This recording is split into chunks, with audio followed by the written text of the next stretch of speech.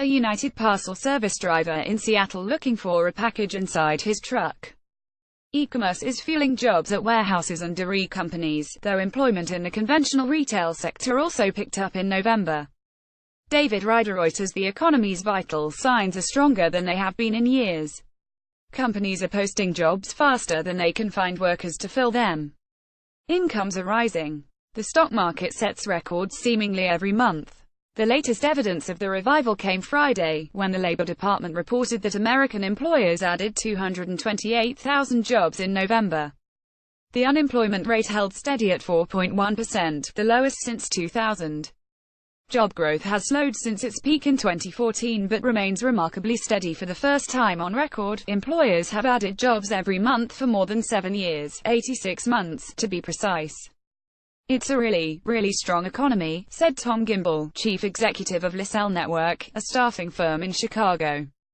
Companies really want to take advantage of the economy, so they want to hire and get while the getting's good. That strength could also pose challenges, particularly in light of the $1.5 trillion tax cut that Congress could pass as early as this month.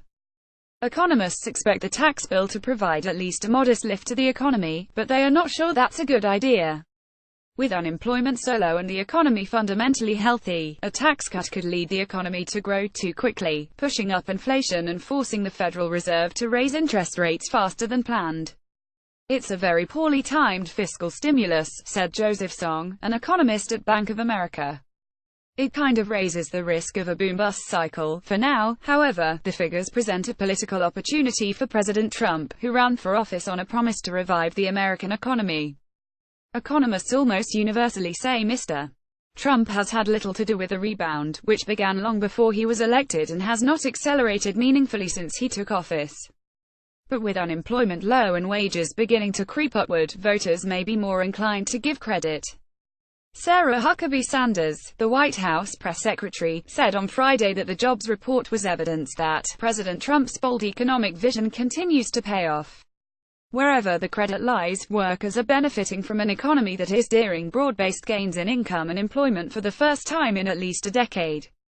Groups that were left behind in the early stages of the economic recovery, such as African Americans and people without a college degree, have seen their unemployment rates drop sharply in recent years. And although wage growth remains disappointing, household income, which reflects not only hourly pay rates but also how many people have jobs and how many hours they are working, has shown strong gains, particularly for poorer households. Companies in nearly every sector are reveling in the best opportunities they have seen in years.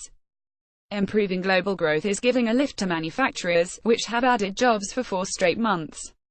Rising incomes and strong consumer confidence helped retailers, whose payrolls grew at the fastest pace since January despite the shadow of rising online sales.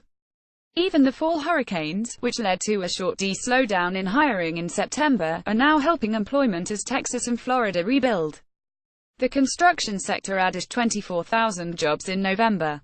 So as far as the business climate, maybe it's not quite the best ever, but it's pretty close to the best ever, said Mike Boland, chief executive of McCarthy Building Companies, a commercial construction company with offices across the country. Typically, we'll have one region that's really hot and one region that's really slow, and right now, all 5 regions are just cooking, he added. Everything's busy. Business could get even busier soon. The Republican tax plan aims to encourage business investment by cutting corporate taxes, which could increase demand for the big projects, hospitals, airports, office building, that make up a big part of McCarthy's business. In fact, Mr.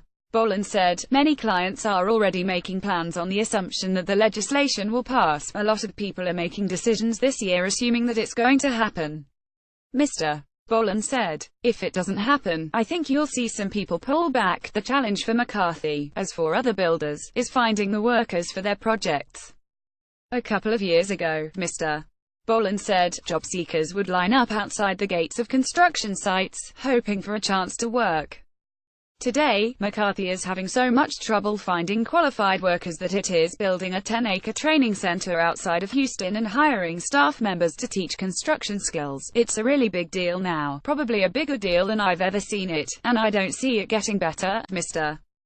Boland said. We are spending a lot of money and effort trying to train up the unskilled portion of our workforce. The question vexing many economists is why, if labor is as scarce as Mr.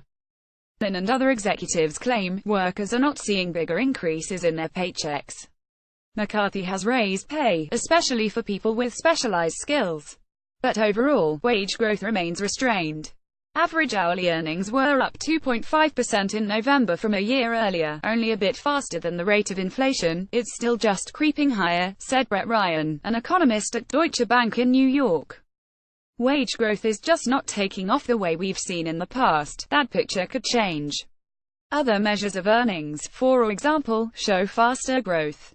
And according to an analysis by Ian Shepherdson, chief economist for the forecasting firm Pantheon Macroeconomics, wages are rising faster in regions where the unemployment rate is lowest.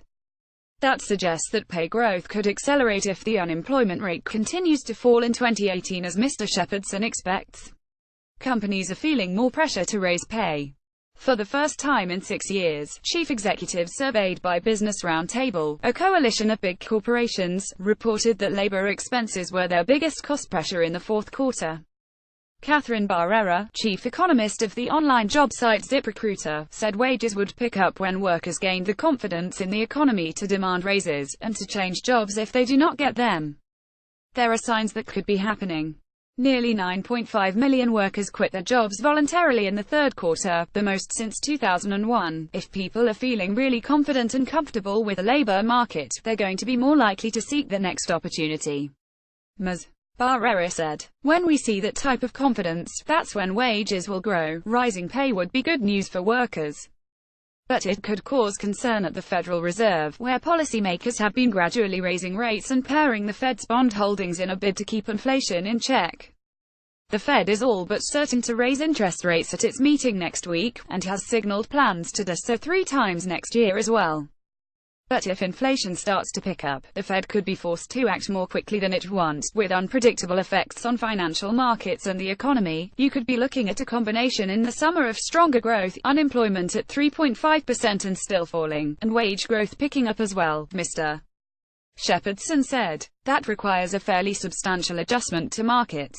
Follow Ben Castleman on Twitter at Ben Castleman.